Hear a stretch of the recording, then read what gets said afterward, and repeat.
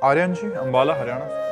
श्री हरिवंश महाराज जी। श्री हरिवंश महाराज जी। महाराज जी, क्या बिना भोग भोगे त्याग वैराग्य संभव है? क्यों नहीं? क्या भोग भोगने से त्याग वैराग्य संभव है? संसार भोग ही भोग रहा है, त्यागी वैरागी हो जाता है। भोग भोगने से आग में घी डालने जैसा है। जैसे आग में जितना घी डालते जाओ वो और प्रज्वलित होती जाती है, शांत नहीं होती।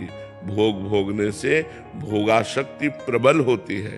भोगों के त्याग से पहले भोगों का भोगने का सुख आकर्षित करता है। वो भोगों का त्याग कर दिया तो फिर वैराग्य हो जाता है।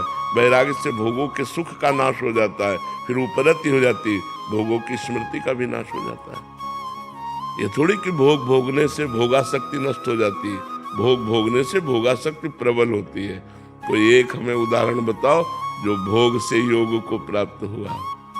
जब भोग भोगोगे तब उसकी आसक्ति बढ़ती चली जाएगी, और जब त्यागोगे तो जितना भोगा है उतना ही प्रबल आसक्ति का त्याग करना पड़ेगा। और जो बाल्यावस्था से भोगों का स्पर्श ही नहीं किए, उनके स्फुरणा होती शांत हो जाती, क्योंकि भोगानुभूति नहीं है।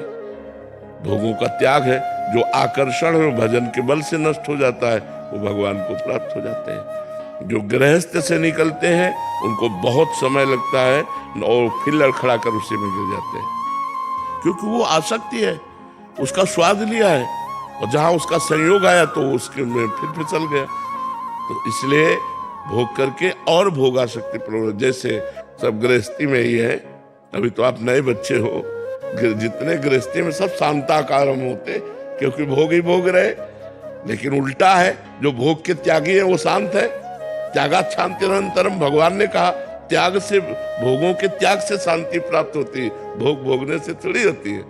पर भोग का त्याग करना कोई खिलवाड़ नहीं है। भोग का आकर्षण जब होता है उसको ना भोगो तो हृदय जलता है, मन जलाता है, और उस जलन को जो सह गया वही महात्मा। यम ही न व्यथ्यते पुरुषम पुरुषर्षभ सम दुखा सुखाधीरम स्वमृतत्वाय कल्पते।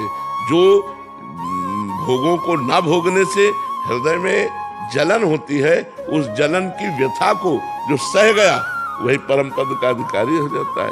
यम ही न व्यथ्यन्ते, जो व्यथित नहीं होता। यम ही न व्यथ्यन्ते ते पुरुषम पुरुषर्षभ, हे पुरुषों में श्रेष्ठ अर्जुन, जो भोगों के त्याग की व्यथा से या द्वंद्वों की व्यथा से व्यथित नहीं होता, सुख दुख को समान समझने वाला, वही महान परम पद अमृत पद का अधिकारी होता है। तो ऐसा कैसे हो सकता है? त्याग करने पर शांति मिलती, भोगने से नहीं। भोग भोगने पर शांति नहीं मिलती। महाराज ययाति ने अपने तो आयु भोगी ही, लेकिन तृप्ति नहीं हुई, तो अपने 4 पुत्रों में से एक पुत्र की आयु ली और 1000 वर्ष तक अपने पुत्र की जवानी भोगी, लेकिन फिर भी वही तृप्ति। तब उन्होंने लिखा, महाराज ययाति ने, कि एक पुरुष को विश्व की समस्त स्त्रियां समस्त जौधान्य भोग दे दिए जाए तो भी वो तृप्त नहीं हो सकता, तो भी वो तृप्त नहीं हो सकता। आखिरकार त्याग ही किया, अपने पुत्र की अवस्था वापस कर दी और आप अपनी वृद्धावस्था स्वीकार कर ली। भोगों को जबरदस्ती त्याग किया जाता है, कभी तृप्त होकर कोई नहीं छोड़ पाया कि अब बस थोड़ी देर के लिए तृप्ति का अनुभव होगा, फिर थोड़ी देर बाद वही लालसा, अब ऐसे भोगेंगे, अब ऐसे भोगेंगे, अब ऐसे भोगेंगे। नवीन नवीन चाह, नवीन नवीन भाव, इसको नहीं अब इसको भोगेंगे, इसको नहीं अब इसको पूरा जीवन निकल जाता है भोगते हुए। कभी शांति थोड़ी प्राप्त होती है। और आज से नहीं भोगेंगे, अब शांति शुरू हो जाएगी। बस जो भोग आवे उसका त्याग करते हुए, जिनसे शरीर यात्रा होती है बस उतना, नहीं तो वो संत हो जाता है, वो महात्मा बन जाता है। तो समझ में आई बात बच्चा तुम्हें? जी।